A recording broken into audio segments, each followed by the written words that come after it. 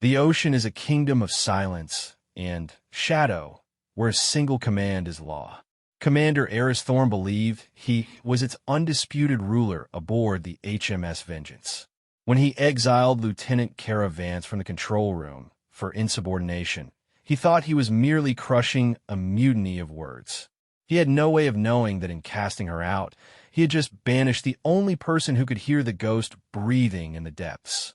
A silent leviathan already locking its instruments on them, its commander's finger hovering over a button that would turn their world into fire and crushed steel. The air inside the control room of the HMS Vengeance was colder than the Arctic waters sliding past its hull. It was a cold born of tension, of blinking consoles, and the soft, relentless beep of sonar. Commander Eris Thorne stood like a pillar of granite, his eyes fixed on the main, tactical screen.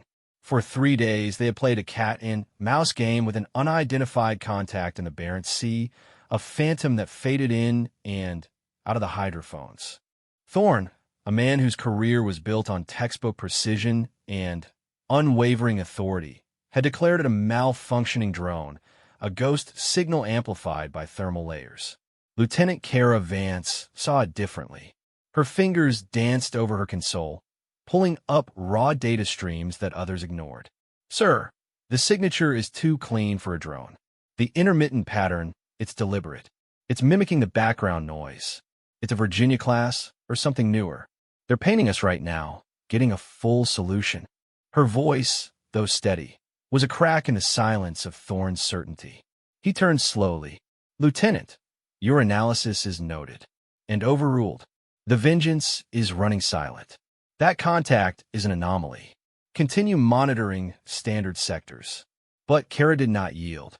She had spent years studying acoustic profiles, believing the whispers of the deep held more truth than assumptions. "Commander, with respect, if we don't take evasive action or go to active ping, we're sitting ducks. Their stealth is better, but if they've already decoded our rhythm, our screw signature, enough." Thorne's word was a whip crack. The other officers stiffened, their eyes locked on their own screens, afraid to witness the confrontation. "This is not a debate club, Lieutenant. This is a nuclear submarine. Your constant questioning undermines command and borders on hysteria. You are relieved from duty in the control room. Report to the torpedo bay for inventory duty. You are banished from the carrier of information until further notice. Get out." The term carrier hung in the air, not of aircraft, but of their mission, their purpose. He was cutting her off from the nerve center, exiling her to a metal cavern filled with dormant weapons. Kara's face paled, but her gaze didn't waver. She saw not just a stubborn commander, but a man protecting his reputation, afraid a junior officer might be right. Without another word, she stood, handed her headset to the pale-faced junior officer beside her, and walked out of the pressurized silence of control. The heavy door sealed behind her with a definitive thud, a sound of finality. In the torpedo bay, surrounded by the sleek, deadly forms of Mark 48 ADCAPs, Kara felt a crushing solitude. The hum of the submarine was different here, more mechanical, dumber. She was blind and deaf. Yet her mind raced. She remembered a tiny, almost imperceptible frequency shift in the Phantom Contact's last appearance, a digital watermark she'd seen only in a heavily redacted NATO report on next-generation Russian subs. It wasn't just a submarine. It was a Kazan, a hunter-killer with a reputation for making other subs simply disappear. Back in control, Thorne felt a grim satisfaction. Order was restored. The phantom blip on the edge of their sector faded again. "See," he said to his XO, his voice low. "Atmospheric interference. Vance is talented, but she lets imagination fuel her facts." He ordered a slight course correction, a routine maneuver. The Vengeance, a 15,000-ton behemoth of British engineering, slid deeper into the gloom, confident in its secrecy. Thorne never considered that by silencing Kara, he had disabled a unique sensor. Her intuition, honed by countless hours of study, was an instrument he couldn't calibrate and had just willingly thrown overboard. Unseen, Matching their every turn with predatory grace, the Kazan held its position. Inside its titanium hull, a Russian commander watched the British sub's updated course plot on his screen, a gift from Thorne's routine adjustment. The firing solution, which had been 78% complete, now jumped to 94%. He smiled thinly. The Vengeance was behaving predictably. He gave a soft order. Prepare Tube 1. Hull-penetrating Shkval torpedo. Stand by. In the darkness, a weapon was armed. Kara Vance stood in the torpedo bay, her hand resting on the cold steel of a loading crane. The inventory log in her other hand was meaningless. Her entire being was screaming that they were in mortal danger. The isolation was a torture. She looked at the torpedoes, tools of final argument. Then, her eyes fell on a maintenance panel for the bay's internal comm system, a hardwired, low-priority line meant for engineers. It was separate from the control room's network. An idea, desperate and dangerous, formed. She wasn't supposed to have tools, but a petty officer, sympathetic to her plight, had left a multi-tool on a bench after fixing a misaligned track. Kara grabbed it. With practiced efficiency born of deep systems knowledge, she popped the cover off the comms panel. She bypassed the primary intercom, routing directly into the submarine's secondary internal landline. It was a line used for damage control, untouched by the command filters. She picked up the handset, her heart hammering against her ribs. In the control room, a light flashed on a rarely used console. The communications officer frowned. "Sir, incoming on the damage control line from Torpedo Bay 3. Thorne's head snapped around. "What?" "Hatchet." Kara's voice, stripped of all radio modulation, raw and urgent, filled the space. "Control, this is Vance. Listen, the contact's last frequency shift had a 440 Hz dip. It's in the classified Belgorod companion specs. It's not a Virginia. It's a Kazan. Their towed array is passive, but their bow sphere is active in ultra-short bursts. They've been pinging us with a focus beam we can't detect on standard filters. They have us. You must initiate bearings-only launch protocol now." Silence. Thorne's face was a mask of fury and disbelief. Using a secure line for an end run around his authority was unforgivable. "Lieutenant, you are in direct violation of they've launched." It was the sonar operator, his voice spiraling into panic. A new sound screeched through the speakers, a high-pitched, terrifying whine. "Torpedo in the water. High speed. Bearing 190. It's a Shkval, speed over 200 knots." Pandemonium erupted. The warning was too late. The Russian supercavitating torpedo was a bolt of underwater lightning, already covering the short distance. Thorne's world narrowed. Emergency deep. Launch countermeasures. Full reverse on port screw. The Vengeance groaned, nosing down violently. Clouds of acoustic decoys billowed from its ports. But the Shkval was too fast, too smart. It weaved through the bubbles, its sonar headlocked. The impact was a nightmare of sound, a monstrous crunch thud that slammed every crewman into bulkheads.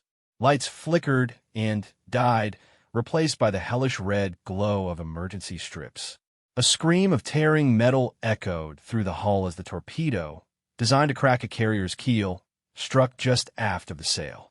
Seawater, under thousands of pounds of pressure, exploded into the starboard passageway. Claxons wailed. The Vengeance shuddered, listed sharply, and began to sink tail first into the abyss. Thorne, bleeding from a cut on his forehead, pulled himself up. The control room was a chaos of shouting, sparking consoles, and the hiss of ruptured pipes. The acrid smell of ozone and fear filled the air.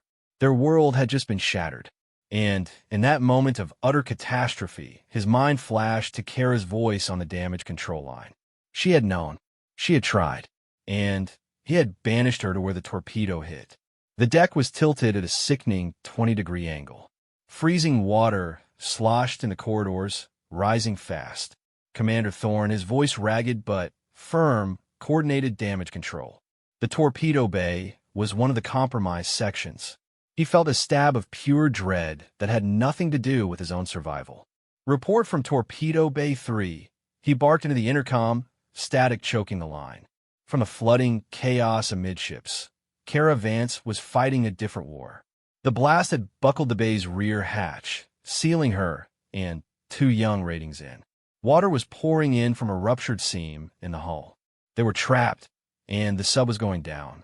But Kara's mind, once focused on acoustic ghosts, now focused on brutal physics. She saw the situation with terrifying clarity. The Vengeance was critically wounded, but its forward missile tubes and most pressure hulls were intact. They weren't dead yet, but they were helpless, a wounded giant bleeding sound and heat into the ocean, a beacon for the Kazan's kill shot. The emergency blow system is damaged, ma'am. One rating yelled, water at his waist. Forget the ballast tanks, Kara shouted over the roar of inrushing sea. We need to move. Now, she led a desperate climb up the sloping deck to a secondary escape trunk. It was a tight, vertical tube meant for individuals. But it had an external hatch. Her plan was insane, but it was the only one they had. Meanwhile, in the control room, Thorne received the grim report. Torpedo Bay 3 is sealed and flooding. No contact from Lieutenant Vance or her team. He closed his eyes for a second. A life and his last shred of honor gone. Then, the sonar operator, headphones clamped on despite the chaos, whispered, Sir the Kazan. It's moving. Closing in. Slow. It's coming to finish us. They were a wounded animal, and the hunter was approaching for the coup de grace. Through a porthole in the escape trunk, now clear of the drowning bay, Kara saw it. A darker shadow in the blackness, gliding silently, its profile sleek and deadly. The Kazan. It was moving past them, preparing to turn for a broadside shot that would bisect the Vengeance. It was so close, she could see the details of its anechoic tiles.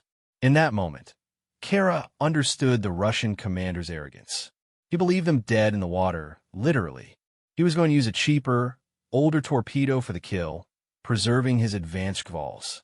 He was so sure of his victory, he hadn't gone fully silent.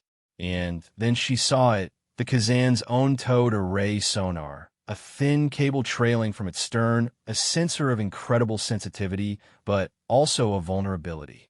An idea, born of absolute desperation, ignited. She scrambled back down, sliding to where the water was now, chest high, and grabbed the maintenance multi-tool. She fought her way to the bay's external discharge port, a large valve used to eject trash. It was manual, a giant wheel. Help me, she commanded the ratings. With their combined strength, they cranked the massive wheel open. Seawater surged in, but so did a direct path to the ocean. Then, using wires ripped from shattered console, she rigged the bay's high-powered, emergency strobe light. It was a distress beacon, blindingly bright. She sealed it in a waterproof casing from a signal flare and, with a prayer, shoved it out the discharge port into the open water. The strobe activated, pulsing with a frantic, glaring light in the profound dark. But it wasn't a signal for help. It was a weapon. To the Kazan's sensitive towed array, placed perfectly in its path by the current, the erratic, powerful pulses were not light. They translated into deafening, catastrophic acoustic noise. A shrieking, blinding wall of sound slammed into the Russian sub's primary sensor. In the Kazan's control room, their sonar screens turned to pure, white static. The operators ripped off their headphones, crying out in pain. We're under acoustic attack. Sabotage, the Russian commander yelled, convinced the British had deployed a secret weapon. With his ears metaphorically and literally bleeding, his certainty vanished. He imagined British torpedoes already en route, guided by the very noise he was hearing. Emergency deep. Evasive pattern. Launch countermeasures. The Kazan, the phantom hunter, twisted violently away, retreating into the darkness at full speed, firing decoys in a panic. On the Vengeance, the sonar operator gasped. The Kazan, it's breaking off. It's going deep and fast. They're running. Thorne couldn't believe it. What happened? I don't know, sir. Massive acoustic interference on their bearing. like a star going supernova in the water. A weak, static-filled voice came over the comms from a maintenance channel. Advance to control. Hunter is disoriented. Suggest you use the quiet to initiate emergency blow on secondary manifold. Junction B7. You have maybe 5 minutes. Thorne stood frozen. It was her. She wasn't just alive. She had fought back, with a trash ejector and a strobe light. She had defied him, defied the enemy, and defied their doom. There was no time for pride. You heard her. B7 manifold. Now, crews scrambled. Compressed air roared into the damaged ballast tanks.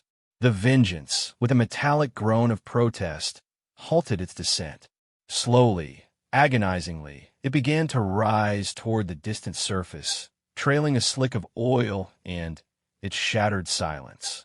Later, on the surface, under a blanket of stars, the crippled sub wallowed in the swells.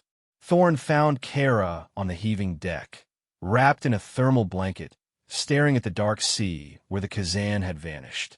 He stood beside her, the silence between them filled with the unspoken. "The court-martial will be mine, not yours," he finally said, his voice rough. "I failed to listen. I endangered the boat." Kara shook her head, still watching the water. "It doesn't matter now, sir. What matters is they heard us. They know we're here. And we're going home." She had been banished from the carrier of information, but in the end, she had carried the entire boat to safety. The deep kept its secrets, but that night, it had also revealed one. Sometimes, the most dangerous thing to overlook is not a signal in the noise, but the quiet person in the room who understands what the silence truly means. This response is AI-generated, for reference only.